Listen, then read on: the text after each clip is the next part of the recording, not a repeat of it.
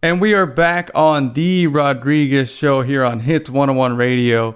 And for this today, we have a very special segment. First of all, it's our friend Stephen J. How's it going, man? It's doing great, man. How you Hey, doing? I'm good. doing great. Hey, vibing. So what happened with Stephen J. at Stephen J. is filthy.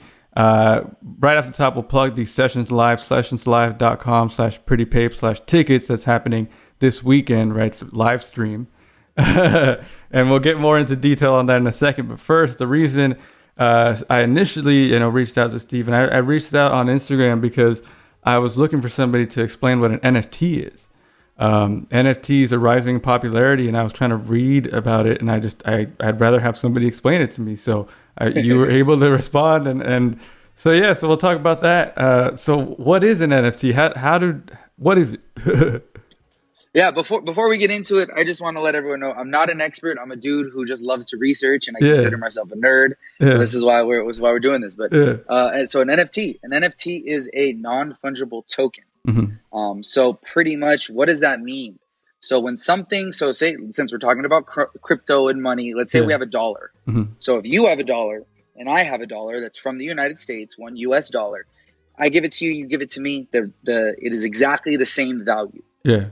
correct? Hmm. But now, if I give you, say, I give you a Bitcoin. Hmm. Right now, Bitcoin is valued at $55,000. Hmm. That $1, that one US dollar is not the same. That value is not equivalent. So Hmm. it can't be removed.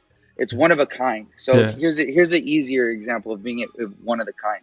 So say you have a baseball card that is extremely valuable. Hmm. I don't know, Ken Griffey Jr. when he was with Seattle, whatever. Hmm. And then if you trade any other card, say you get a Pokemon card, Hmm. that value is not the same. Yeah. There's completely different. So now that's essentially what it is. It means the values are not the same. Yeah. It has a different value than a US dollar would be. Mm. So it so an NFT, kind of hopping into it more, it's all virtual. Hmm. Just to put that in there. It's not something that's physical. Yeah. It's part of what's called a blockchain, which is virtual, and it's decentralized, meaning there's not one person or one governing body or one third party Hmm. that controls it. Mm. It's on this blockchain, which is through nodes, and the nodes pretty much, they are people who verify the Mm. transaction. So it's like, say I we do a transaction, it goes on the blockchain. Hmm. The nodes all race to validate that transaction. Hmm. So this one transaction goes to, let's just keep it simple, 4 different computers. Uh-huh. So say if someone tries to take down one computer, those 4 have already verified it and probably sent it out to more. Mm.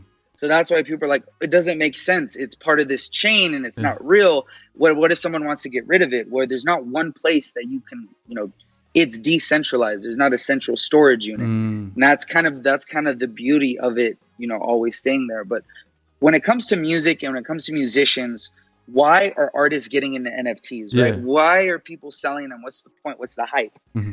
So the hype is that Wu-Tang Clan sold an album for $2 million, Hmm. 10 tracks. I almost positive 10 tracks. Either way, that album's probably never going to see the light of day. Yeah. But in And we're reality, talking right? about the one that Shkreli bought, Martin Shkreli. Is that the one he bought? I will double check on that. But I'm just familiar. it was like one of a kind, and they sold it to one person. Yeah. It's one person. Yeah. And so here's the kind of put that. What did Wu-Tang Clan do? They said for this price, for $2 million, this person will get the one of a kind, pretty much, album that this person now owns Hmm. 90% of it. Hmm. So that person can do whatever they want with it. But remember, it's not physical. Yeah. It's all digital. They're all files. So even if that person were to download those files, they're on an MP3, and that MP3 is probably in a safe somewhere. You know what I'm saying? Yeah. But so kind of where does it come with artists? So Wu-Tang Clan said, here, 90% of this is yours. This is your original artwork now. If you try to repurpose it, I get 10%. And that's kind of how everything is. And that kind of relates back to intellectual property. Yeah. Like at the end of the day, that is your IP.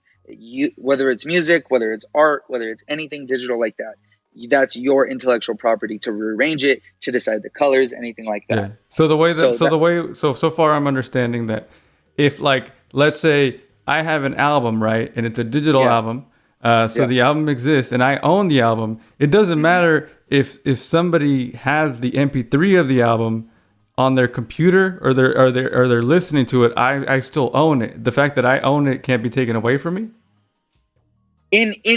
So when that's related to intellectual property per se. But if we're talking about the NFT, so you have an album, right? Yeah. And you're like, damn, I want to get $800 from this album. Because you don't know if you're gonna make 800 off of an album drop. So like, I'm gonna secure this bag. You give it to me, and I said, damn, cool, I have this. Now it's like, maybe I can make more money off of it, or maybe I want to flip it, whatever. Yeah. Even if I make a profit, you are owed 10% because that's your intellectual property. You don't have the rights to it. That's someone else's original work now. It's almost like, in a way, kind of signing exclusive rights away. Yeah. But if that person tries to profit off it, you will still make money. You still make money. Realistically, this is how I like to put it for someone super basic. An NFT is a digital art form. Is a piece of code that is virtual, that is on the blockchain, that does not exist physically. People buy that code mainly because of the hype and to say, I have a one of one. That's all it comes down to. Because even if say I sell a digital art piece, say you that piece right behind you over your left shoulder, you scan that and it's digital and you rearrange it on Photoshop and you want to send that to me. As an NFT, you sell it, it goes on the blockchain, I get a code of that. Even if I want to have a physical copy, I got to pay to get that printed out. Yeah. Does that make sense? Kind of put it into perspective. Like even if you want to touch it, it doesn't exist. When it's on the internet, it's there, it's yours. Yeah. So am I going to buy an NFT? I'm probably never going to buy an NFT. It doesn't like really make sense to me. Like, yeah, cool. Maybe there's a different artwork, or maybe there's like a crazy 3D thing. I might. I could be. But realistically, no. But if you're an artist, but if you could create a unique enough NFT and somebody that's willing to buy it for the price that you're asking, then you, as an independent artist, that's how you make it. Do it.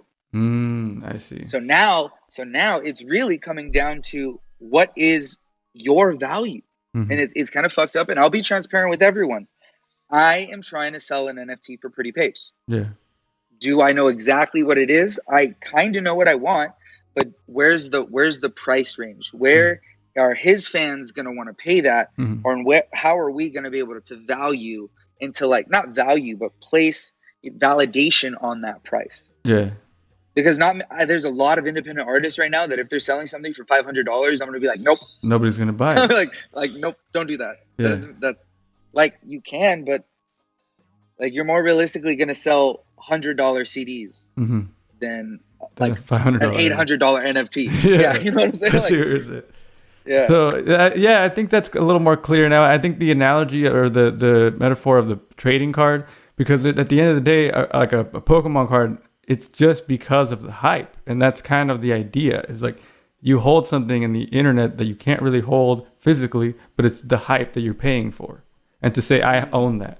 Yes, and to say I own the one of one. It is some, like, right now the market's some elitist shit, but fucking if you can sell to them, bro. Like, why not? Why not get the bag, right? So now people are like, so how do I get an NFT, or like, what is that step? The easiest way to go to it, and I'm gonna just tell everyone, is Bakery Swap. You go to Bakery Swap, you can set up an NFT, and it gets you on there. There is a small fee for the NFT, and depending on how much you're selling it for, but all that is all like case by case. Well, that's awesome. And there's other platforms too, but realistically, what I tell everyone, you don't got to believe me. Do your research. Go on YouTube. Go to different Reddits. Go to different pages and just read up on this stuff. So the reason why I jumped into this is because someone told me the only thing that's promised in life is change. And when you don't change, you die. Yeah. So let me kind of put it into perspective of why do I even think that? Well, it's kind of fucking weird. So let's look at this let's look at just retail stores in general. I used to manage a retail store. So look at Sears. Where's Sears? Gone, right? Sears did not switch to an e-commerce platform Yeah. soon enough.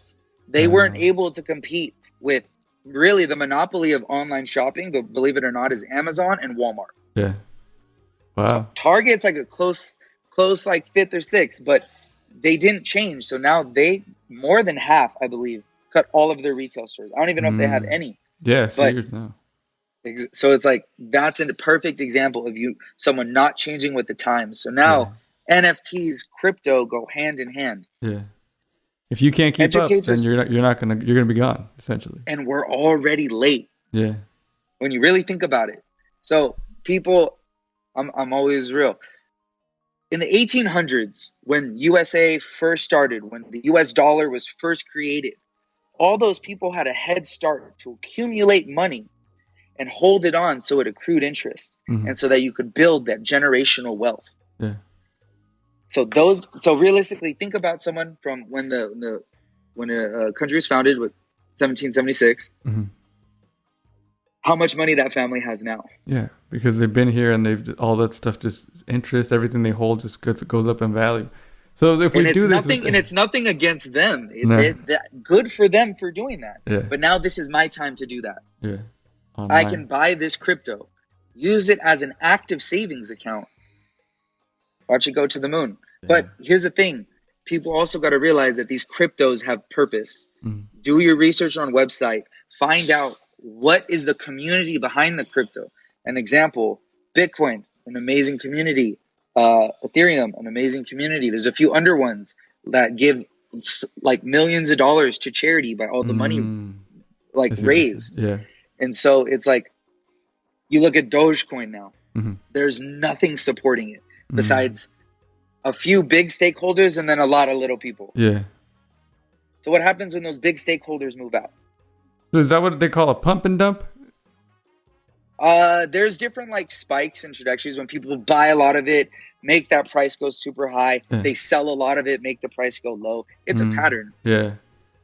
Wow. And there's different patterns, but again, I encourage everyone because this is the future and we're already behind. There's already people making billions off of this shit. I was just in Miami with Pretty Papes, the financial advisor who is like the father of this app, Music Swipe, made all of his money off of Bitcoin. Damn. He invested $800. I think he said in like 2016, maybe 2015, and he's over nine figures right now, chasing 10. Well, you make me want to just start spending all my money on Bitcoin and making an NFT. I really want to do all that stuff now. Just do it again. Do you have money in like a savings account and it kind of just sits there? Yeah. If you are comfortable, again, so here's another way I tell people with crypto. So, well, there's two things. In a regular bank, it is secured up to it's not secured, it is insured $250,000. That's the max the federal government will insure your money. If you have more than that, they will not insure it. Now with crypto, there is no one insuring your money. If it is gone, or you lose the password to your wallet, or you do anything like that, it is gone forever. Yeah, and I've heard that happen where they lose the password and that's it. It happens. So I look at every investment. My first $1,000 I invested, I said, bro, you may never see this ever again. Are you okay with that? Yeah. I just worked for it, just did this, whatever I was doing, and said, yeah, I'm okay if this fucking falls through and I will never see it. But if this $1,000 investment makes me even another $1,000, it's fucking worth it. Yeah. So this is so funny. I was in the bathtub. I don't even know if I need fucking. I'm already there. I said I was a nerd. Do you know Jimmy Neutron? Do you ever watch Jimmy Neutron? Yeah. There's an episode where he goes into an alternate life and his dad's like a millionaire and has like bricks of gold and all this shit. He talks about someone asking him for $1,000 investment on a hamburger stand. Yeah. hamburger stand ends up making a bunch of money. I was like, dog, if it just takes me $1,000 to invest in Bitcoin and I'm gonna have a Jimmy Neutron situation, I'm chilling. That's so That's what it funny. was. I was in the bathroom. I was high as shit, and I was just like, That's right, Jimmy Neutron. Jimmy Neutron. Well, that's funny. Well, thank you so much for breaking it down for us, Steven. Yeah, bro. And it is. yeah, Yeah. I just want to let people know. There is literally you can Google NFT explainer. The first article that pops up is going to be the most basic way. But if you want to buy and create an NFT, you got to do a little bit more digging. Yeah. But literally just Google NFT explainer. NFT explainer. Well, thanks, man. And before you go, I did want to talk a little bit about the live stream that's happening, Sessions Live, this weekend. Yes, sessionslive.com/prettypape/tickets. Can you tell us a little bit about that? Yeah. So, Pretty Papes, we got a show May 8th, 6 o'clock, sessionslive.com, like Caesar just said. But we are blessed with the opportunity through Create Digital Music, who has a relationships with, the VP of Sessions, and, set this up for Pretty Papes. And, we're bringing out Noah James, we're bringing out Rain Raps, we got Dizzy DJing. Nice. So it's a big family event, and it's a lot of fun. But in my personal opinion, this is probably the best set that all of them have done cohesively together. Yeah. It says a lot because they perform all the time. Yeah. And they perform together a lot too. But this was the most cohesive. So I'm excited for everyone to go. If you buy your ticket, you can screenshot the receipt, send it to me, send it to Pretty Papes, and you will get an unreleased track in your email. That's going to be on the next project, Romance Mike Deluxe. Nice. So Romance Mike Deluxe. How was Miami, by the way? Miami was beautiful, bro. Yeah. Miami was amazing. Miami was a great opportunity. And, we came home $2,000 richer, and, we had the time of our life, stayed at a 4-star hotel, stayed at, played on a 105-foot yacht for the day. Damn. And, we were there with, true talent. One of the girls, Cheryl, she, I believe it's Cheryl K. She is currently on American Idol. She wrote the song, Money for Crazy Rich Asians. Yeah. Like, money. It's pretty tight. And then there's another girl, Alexa Capelli. She was on The Voice. Hella other people. Papes went in my humble, biased opinion, Papes did the best set. He killed it. I was super fucking proud of him. He rocked it. Yeah. He did his thing. You've been a fan and a friend of Papes for a long time. Yeah. He did his thing. And if you ever question, like, damn, would Papes represent all the homies well and like himself? Yeah. He executed exactly how we would all want him to. Yeah. That says a lot. Yeah. When your friends just want you to do something and you execute it great. Yeah. He executed better, bro. Yeah. Well, that's incredible. Continued success to Pretty Papes, to OhThatsFilthy. You guys always kill it. Sessionslive.com/prettypapes/tickets. $5 tomorrow, Saturday. It's a great show. I saw that they posted a little bit of it on Instagram Live, and I was like, he was going hard, man. So I'll definitely watch it. And thank you, Steven, for calling. And hopefully we'll see you soon in person this summer, man. Yeah, always, brother. Talk soon. Thanks.